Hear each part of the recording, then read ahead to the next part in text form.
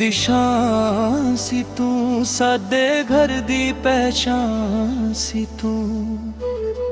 ਤੇਰੇ ਨਾਲ ਹੀ ਸੀ ਰੋਸ਼ਨੀ ਹਰ ਪਸ, ਵਰਨਾ ਅੰਧੇਰੀਆਂ ਦਾ ਸਮਾਂ ਸੀ ਤੂੰ।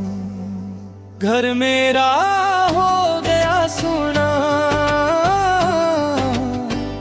ਜਦੋਂ ਤੂੰ ਨਾ ਰਹਾ ਮੇਰੇ ਕੋਲ।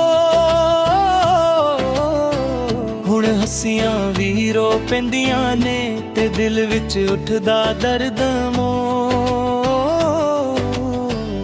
ਦਰਵਾਜ਼ੇ ਅੱਜ ਵੀ ਤੱਕਦੇ ਨੇ ਰਾਹ ਤੇਰੀ, ਦੀਵਾਰਾਂ ਵਿੱਚ ਗੂੰਜਦੀ ਆਵਾਜ਼ ਤੇਰੀ।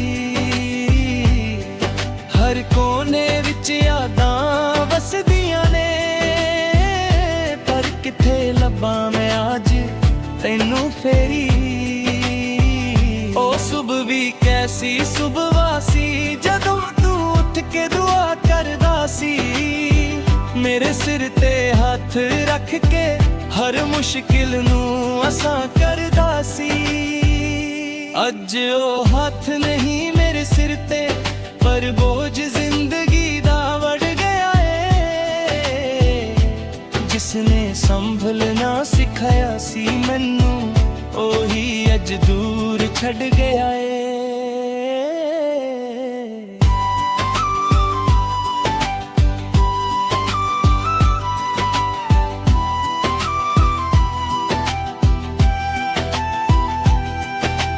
ਬਾਪ ਦੀ ਦਾਤ ਦੀ ਰਹਿਮਤ ਹੁੰਦੀ ਏ, ਗੱਲ ਹੁਣ ਸਮਝ ਆਈ ਏ। ਜਦੋਂ ਦੁਨੀਆ ਨੇ ਦੁੱਖ ਦਿੱਤਾ ਤਾਂ ਤੇਰੀ ਯਾਦ ਹੀ ਸਹਾਰਾ ਬਣਾਈ ਏ।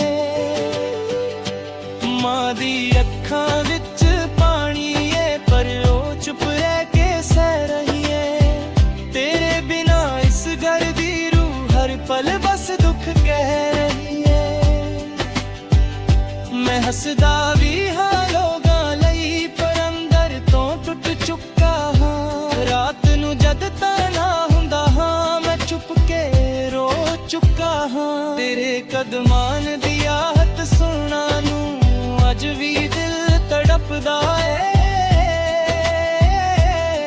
ਪਰ ਸੱਚ ਇਹ ਹੈ ਕਿ ਹੁਣ ਮੇਰਾ ਬਾਪ ਸਿਰਫ ਯਾਦਾਂ ਵਿੱਚ ਹੀ ਵਸਦਾ ਏ। ਕਹਿੰਦੇ ਨੇ ਵਕਤ ਹਰ ਦਰਦ ਮਿਟਾ ਦਿੰਦਾ ਏ, ਪਰ ਇਹ ਦਰਦ ਕੁਝ ਹੋਰ ਹੀ ਕਹਾਣੀ ਏ। ਜਿਸਨੇ ਜੀਣਾ ਸਿਖਾਇਆ ਸੀ, ਉਸ ਦੀ ਕਮੀ ਜ਼ਿੰਦਗੀ ਭਰ ਦੀ ਨਿਸ਼ਾਨੀ ਏ।